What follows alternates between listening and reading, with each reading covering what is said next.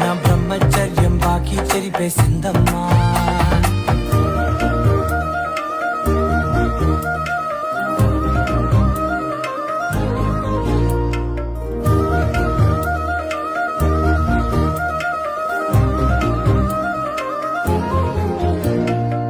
ఏకాంతాలన్నీ ఏకాంతం లేక ఏకరువే పెట్టాయే ఏకంగా.